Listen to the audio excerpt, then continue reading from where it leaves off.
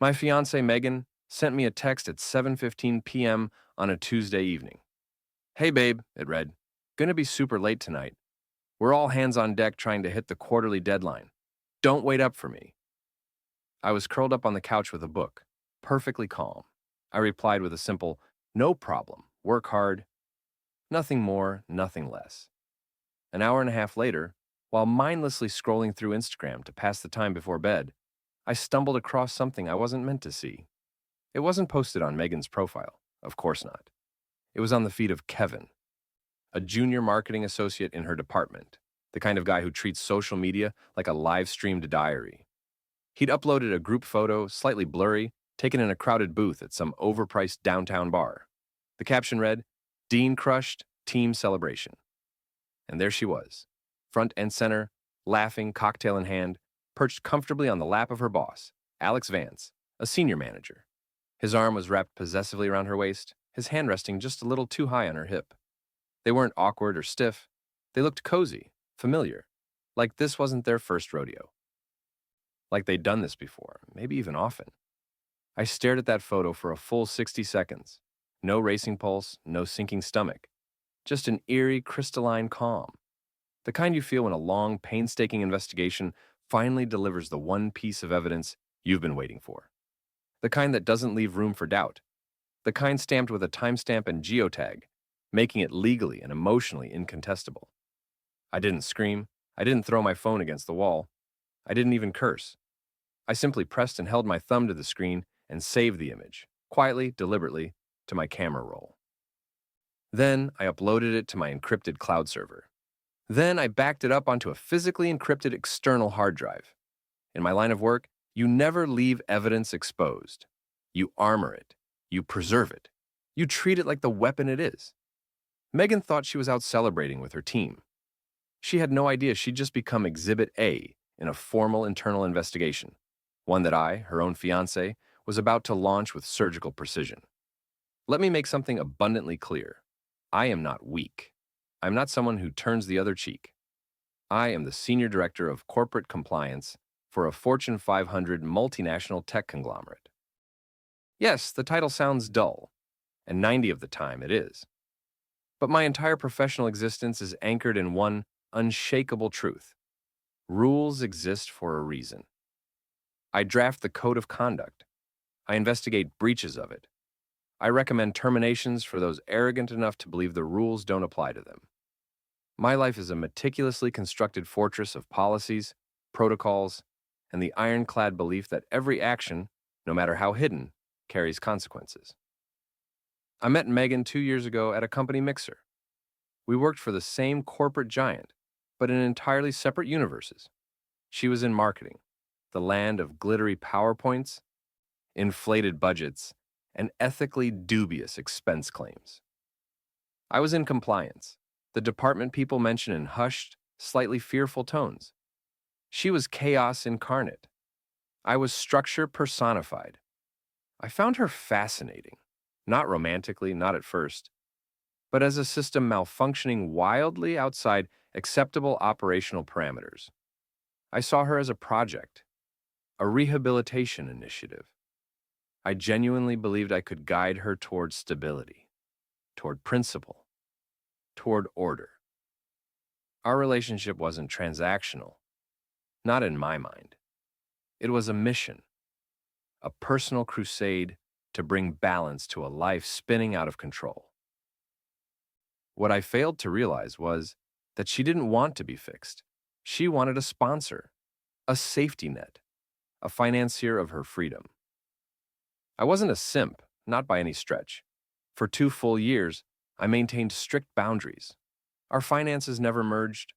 The house we shared, purchased and fully paid for before I ever met her. I didn't cover her bills. She earned her own salary and was responsible for her own obligations. My role, as I saw it, was to offer a stable home and a partnership with a man who, I believed, was helping her evolve. I was wrong, dead wrong. I wasn't helping her grow. I was providing her with a secure launchpad from which to conduct her covert operations. That photo wasn't merely a personal betrayal. It was a professional detonation. By sitting on her boss's lap in public, She wasn't just cheating on her fiancé. She was a subordinate employee engaging in a flagrant, documented display of inappropriate physical contact with her direct superior, a man who held power over her career trajectory. This wasn't just emotional infidelity. This was a textbook violation of at least 4 distinct sections of our company's code of conduct, a document I personally authored and enforce with a religious devotion. She thought she was sneaking around on her partner. She had no idea she was committing career suicide in front of the man who literally holds the power to end professional lives, including hers. That night, after securing the digital evidence, I retreated to my home office. I opened a new encrypted folder on my private server and labeled it Case File, M. Jenkins A. Vance. Then, I created a fresh anonymous email address. From that alias, I drafted a formal, meticulously worded ethics complaint. Cool, clinical, and lethally precise. I cited the exact policy violations: fraternization between supervisor and subordinate, conflict of interest, unprofessional conduct in a public setting, misuse of company resources. Since I had little doubt this team celebration would eventually appear on Alex's expense report, I attached the photo as Exhibit A. Then I hit send, directly to the head of human resources, the one person in the entire organization whose job description includes taking complaints like this deadly seriously. The investigation was now officially live, and neither suspect had the faintest clue they were under scrutiny. Update 1. The morning after I filed the complaint was a masterclass in controlled deception. Megan stumbled home around 2 a.m., reeking of vodka and synthetic floral perfume. She tiptoed into the bedroom, assuming I was asleep. I wasn't. I lay perfectly still, eyes open, mentally mapping out the next 20 tactical moves in this unfolding operation. By morning, she was nursing a mild hangover, but still radiating her usual performative cheer. "Oh my God, last night was insane," she chirped, pouring coffee into her favorite mug. We were at the office until midnight. Alex is such a slave driver. I nodded sympathetically, my expression the very picture of supportive, slightly oblivious fiancé dom. "Sounds rough," I murmured. "Make sure he expenses you a nice lunch for all that overtime." This was the cornerstone of my strategy: maintain absolute, unwavering normalcy. Investigations thrive in the shadows. The moment your subjects realize they're being watched, they change behavior, cover tracks, destroy evidence. I needed Megan to keep operating as usual, to keep making mistakes, keep digging her own grave. HR at our company isn't some sleepy back office function. It's a precision-engineered, ruthlessly efficient machine. Anonymous complaints with photographic proof? That triggers an immediate, high-priority, top-secret investigation. I knew the playbook. Not because I worked directly with HR on these matters, that would be a conflict of interest, but because I helped design the damn playbook. I knew they'd start quietly, pulling email archives, Slack logs, expense reports, travel itineraries, even keycard swipe records from office doors. They'd build a dossier before ever speaking to a single human being, and I knew they'd find more, because I'd spent the last 6 months quietly cataloging a pattern of behavior that ranged from ethically dubious to outright scandalous. I hadn't acted before because it was personal. Now, it was professional. It was compliance. And in compliance, personal feelings get incinerated. I'd seen the late-night Uber receipts on our shared account, trips from the office to her old apartment before she moved in with me, all charged to Alex's corporate card. I'd seen the team lunch receipts for 2 people at candlelit bistros with white tablecloths and wine lists longer than the company handbook. I'd even, on the one occasion I borrowed her laptop to print a document, stumbled across a string of DMs between her and Alex that were so sexually explicit they'd make a Vegas stripper blush. I hadn't saved them then. That was my mistake. I was about to correct it. My new mission: become Anonymous Source 2. I needed to feed HR the evidence they were hunting for, without ever revealing my identity. That weekend, while Megan was brunching with her equally morally bankrupt friends, I executed Phase 2. I walked into our shared home office and powered up her personal laptop, which in her infinite arrogance, she'd never password protected. Within 10 minutes, I found exactly what I was looking for: the chat logs. A digital archive of flirtation, innuendo, and, most damningly, multiple conversations in which Alex explicitly promised her a promotion she was wildly underqualified for, in exchange for her loyalty. I didn't download the files, too risky. Instead, I took high-resolution screenshots with my phone. Clean, undeniable, irrefutable proof of a quid pro quo arrangement and an inappropriate, power-imbalanced relationship. This was no longer about a blurry bar photo. This was about abuse of authority, about corruption, about a senior manager leveraging his position for personal gain. I also dug into our shared cloud photo albums. Hidden in a folder she assumed I never accessed were more incriminating images from holiday parties, client dinners, offsites, where Megan and Alex were always positioned just a little too close, their body language just a little too intimate. I saved them all. I compiled this new evidence into Dossier 2, sent it from a different anonymous email address, this time directly to Linda Chen, the lead HR investigator I knew had been assigned to the case. The message was brief. I am a colleague of Megan Jenkins. I'm aware an investigation is underway. Perhaps this will be helpful. I wish to remain anonymous for fear of retaliation. The trap wasn't just baited now. It was overflowing with evidence. Megan and Alex thought they were dealing with one blurry, drunken snapshot. They had no idea I was preparing to drop an entire legal archive on their heads. Update 2. The first tremor of the coming earthquake hit the following Tuesday. Megan came home from work looking like she'd seen a ghost, pale, shaky, eyes darting. The weirdest thing happened today, she said, pouring herself a glass of wine, large enough to qualify as a serving platter. HR called me in, and Alex separately. They were asking all these weird questions about our working relationship, after-hours events, expense reports. It was so intense. I activated my concerned fiancé face. That does sound weird, I said. What's it about? I have no idea, she lied, avoiding my gaze. Alex thinks someone's got a grudge against him, trying to sabotage his career. We both just told them we have a strictly professional relationship. It was all nothing. I nodded solemnly. I'm sure it is. Lying to HR during a formal investigation? That's a fireable offense all by itself. The pieces were aligning with terrifying perfection. She had no idea she was confessing her professional execution to the very man who'd authored the charges. Update 3. The week after those initial HR interviews was a slow-motion demolition derby, beautiful in its inevitability. Megan and Alex had committed the cardinal sin of corporate investigations. They lied. And worse, they lied in harmony. Their stories were now locked in, synchronized, mutually reinforcing, which meant they were now standing on a trapdoor, holding hands, completely unaware that I was the one with my finger on the release. Linda Chen now had their sworn statements claiming a purely professional, arm's-length relationship. Statements I knew were about to be eviscerated by the mountain of evidence I'd provided. The next step in HR's playbook? A forensic audit of their corporate spending. And here's where my expertise became invaluable.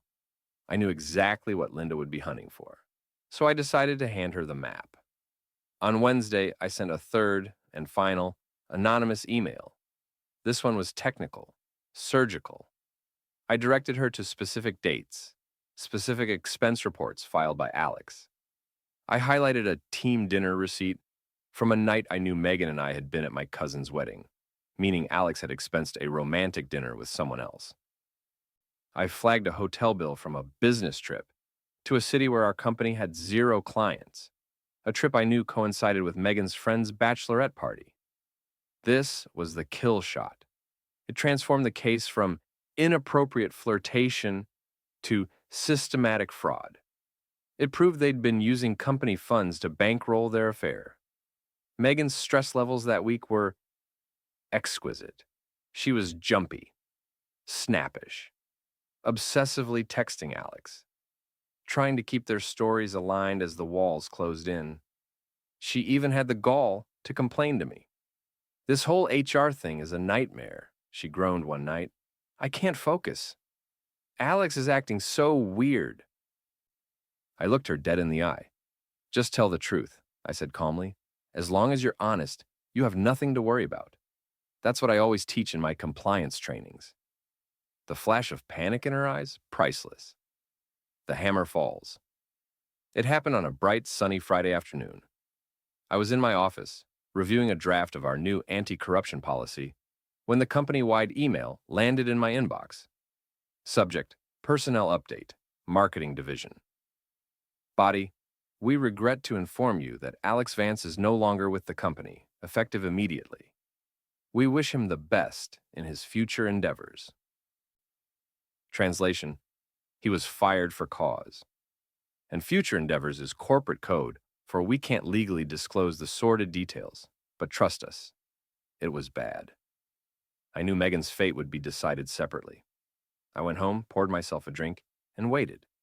She walked through the door 2 hours later, face ghost white, eyes swollen and red, carrying a small cardboard box, the sad symbolic remains of her desk.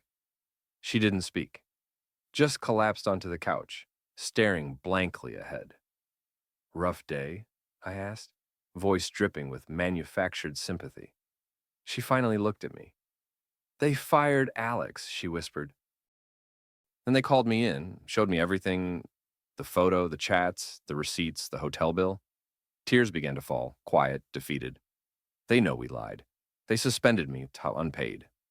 Final termination pending. I let the silence stretch, let her marinate in the ruin she'd created.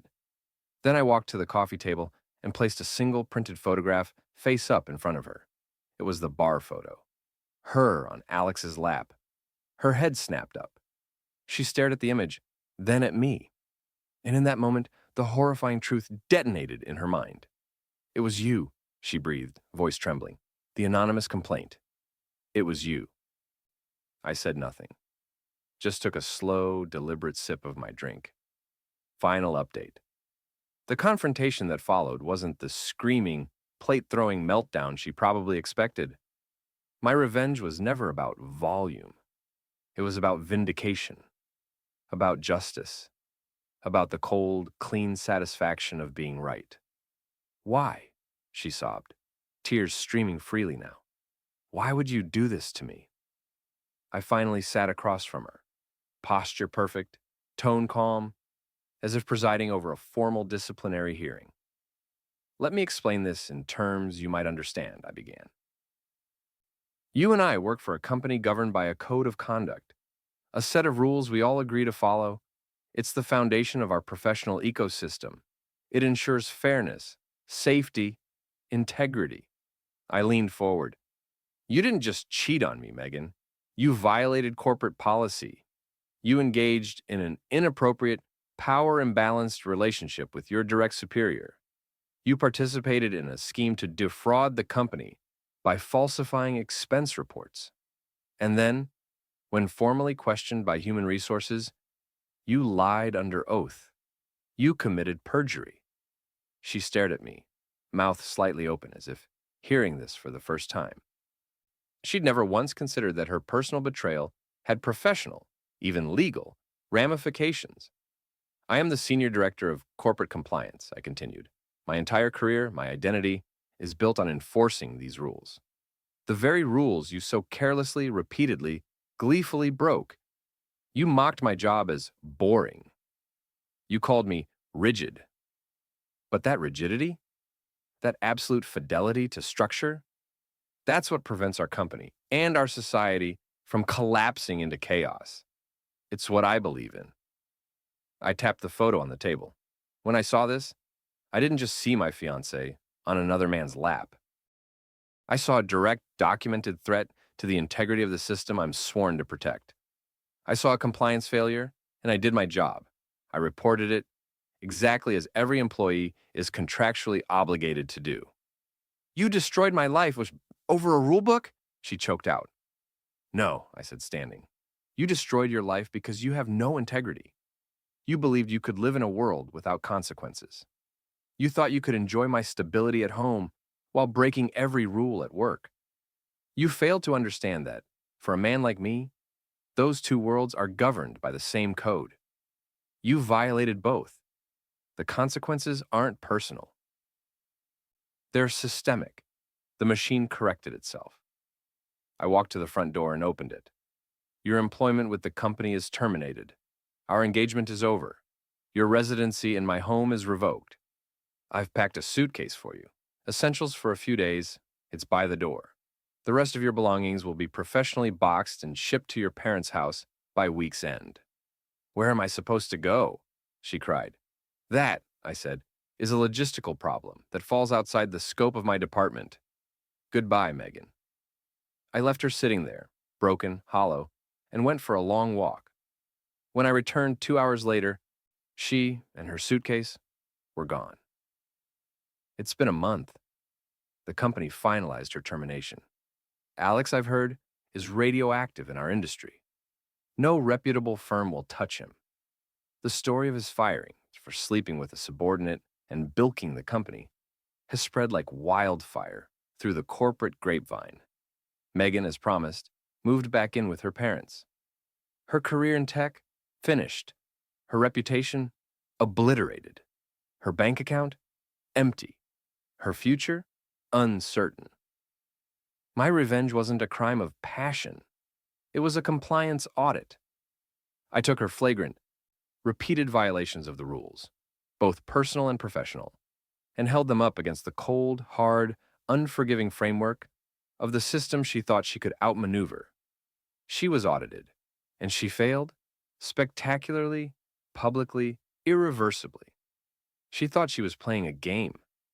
She never realized I was the one who wrote the rule book, and I never lose.